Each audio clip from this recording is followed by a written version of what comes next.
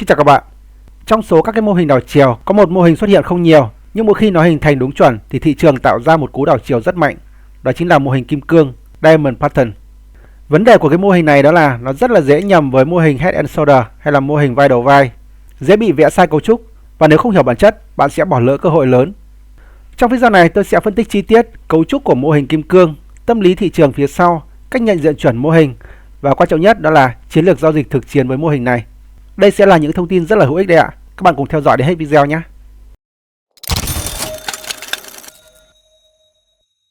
Để có thể tự học Forex một cách bài bản, các bạn hãy bấm vào nút đăng ký ở phía dưới video này. Team đã tổng hợp kiến thức về Forex theo từng danh sách phát. Khi click vào tên kênh, các bạn có thể tìm đến phần danh sách phát quan trọng này. Bên cạnh đó, bạn có thể truy cập vào website của kênh Tự học Forex. Chúng tôi đã để trong phần mô tả của mỗi video. Bạn có thể truy cập trực tiếp vào website để cập nhật những thông tin mới nhất và chính xác nhất về thị trường này. Trước tiên cùng tìm hiểu mô hình kim cương là gì. Mô hình kim cương là một mô hình đảo chiều, nó thường xuất hiện sau một xu hướng mạnh. Cấu trúc của nó bao gồm hai giai đoạn. Giai đoạn mở rộng là cái giai đoạn đầu tiên. Sau khi mở rộng xong thì nó sẽ có giai đoạn thu hẹp như thế này. Và tiếp theo đó sẽ là phá cấu trúc và đi xuống hoặc là đi lên. Tùy trường hợp nó xuất hiện ở trên đỉnh hay là xuất hiện ở dưới đáy. Khi nối các cái đỉnh và đáy của mô hình này lại, ta có một cái hình dạng nó giống như là viên kim cương. Xuất hiện ở đỉnh thị trường thì nó còn gọi là Diamond Top. Thế còn xuất hiện ở đáy thị trường thì nó còn gọi là Diamond Bottom. Để xác định một cái mô hình kim cương chuẩn ấy thì nó cần 4 cái yếu tố. Thứ nhất đó là một cái xu hướng rõ ràng trước đó. Tiếp theo đó là một cái phần phân vân của thị trường nhưng mà nó sẽ có xu hướng mở rộng như thế này. Giai đoạn thứ ba sẽ là giai đoạn biên độ thu hẹp dần. Và cuối cùng đó là phá vỡ cái cấu trúc thu hẹp này. Nếu như phía trước là một cái xu hướng giảm thì ở phần phía sau này thì nó sẽ bứt phá để đi lên. Chúng ta sẽ chờ đợi một cái nhịp bứt phá lên như vậy. Thế còn nếu như ngược lại, ở đây nó xuất hiện ở trên đỉnh ấy, thì chúng ta sẽ chờ đợi giá nó bứt phá xuống như thế này. Ở cái giai đoạn mở rộng biên độ này thì thị trường nó trở nên hỗn loạn, biên độ tăng mạnh. Lúc này phe mua và phe bán tranh giành quyết liệt.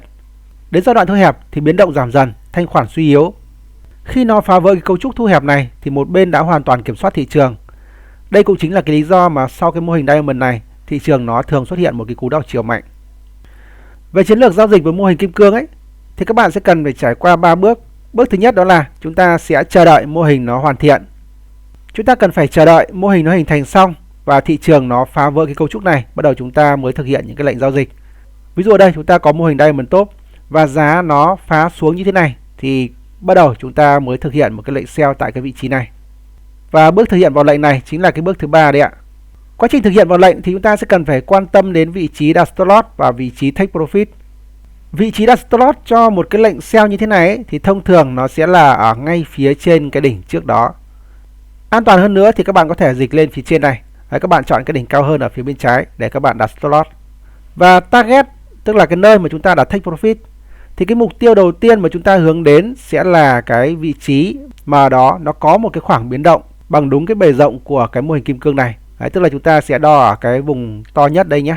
Đấy, chúng ta xem là kích thước của nó như thế nào. Bên nguyên độ dài của cái đường này xuống đây. Đấy, thì chúng ta sẽ có cái target đầu tiên của cái mô hình này ạ.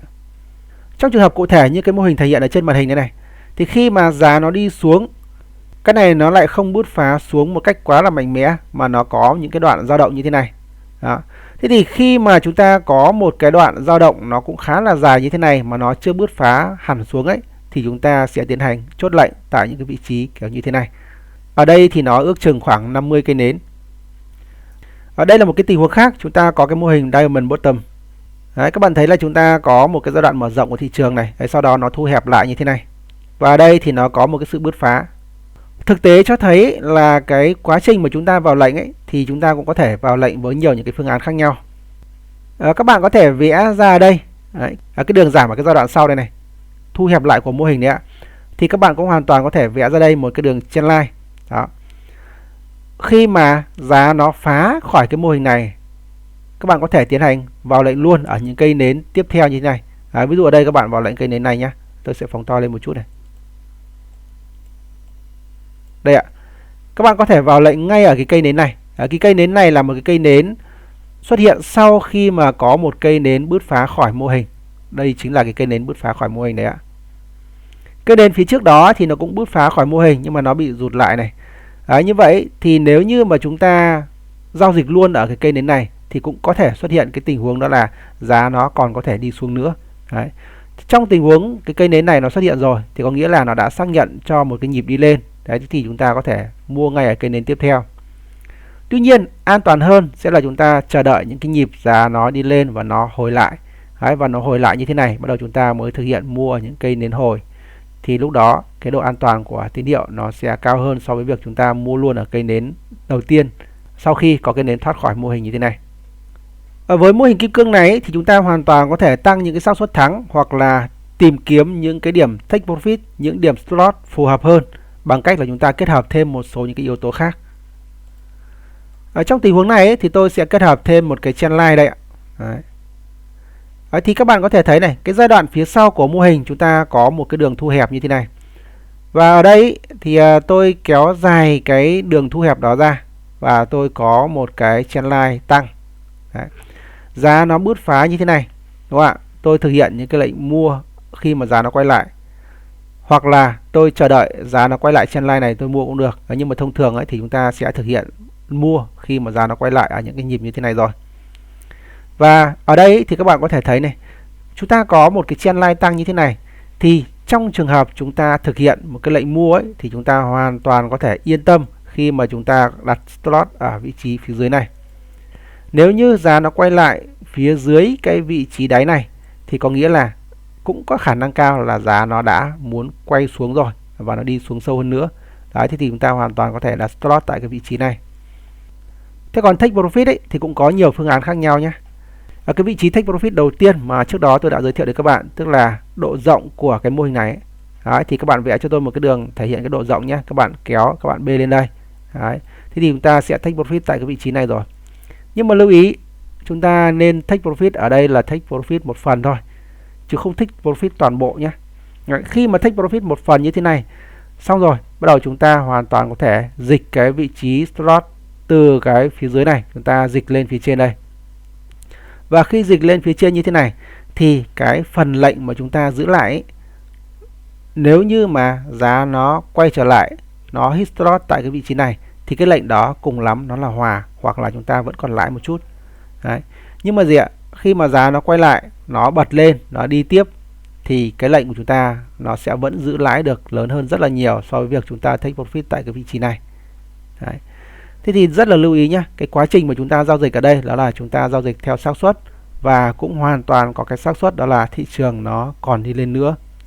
Và nếu như trước đó là một cái xu hướng mạnh, giá nó tạo những cái mô hình như thế này rồi nó bứt phá đi lên, thì cũng có khả năng là nó sẽ còn đi lên nữa. Đấy.